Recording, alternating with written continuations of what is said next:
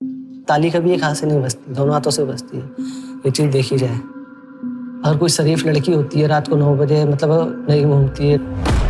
तो रिसेंटली अभी 3 साल की बच्ची के साथ जो हुआ, क्या वो ताली बजा भी सकती थी? अब यही घटनाएं हमारे देश की लीगल सिस्टम पर सवाल उठाती हैं। हाँ, हम मान सकते हैं कि ऐसे बहुत से कारण होते हैं जिनमें सवाल उठना और उठाना लाजमी है, लेकिन क्या हमारे लीगल सिस्टम में पनिशमेंट को बढ़ा दिया जाए और सीवियर कर दिया जाए तो इससे रेप जैसी प्रॉब्लम्स या ऑफेंसेस रुक जाएंगे? तो इसका सीधा सा जवाब है बिल्कुल नहीं। तो अब आते हैं हमारे मेन सवाल पर, इंडिया में ऐसी घटनाएं दिन प्रतिदिन बढ़ती ही क्यों जा रही हैं? तो अब बिल्कुल ध्यान से सुनना।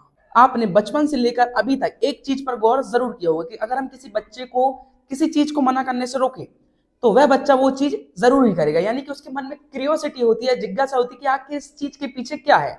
समझने वाले समझ गए। एक और चीज आपने ऑब्जर्व की होगी कि हम जो देखते हैं हम वैसा ही सोचते हैं, और जैसा हम सोचते हैं हम वैसा ही बनते हैं।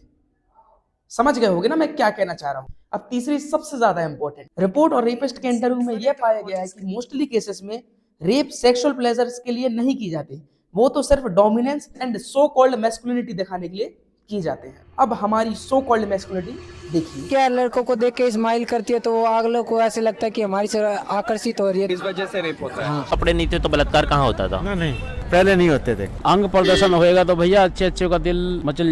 अब तुम कानून में कितना ही बदलाव कर लो, सजा को कितना ही बढ़ा लो, रेप जैसे ऑफेंसेस नहीं रुकेंगे, क्योंकि it's not about the law and punishment, it's all about your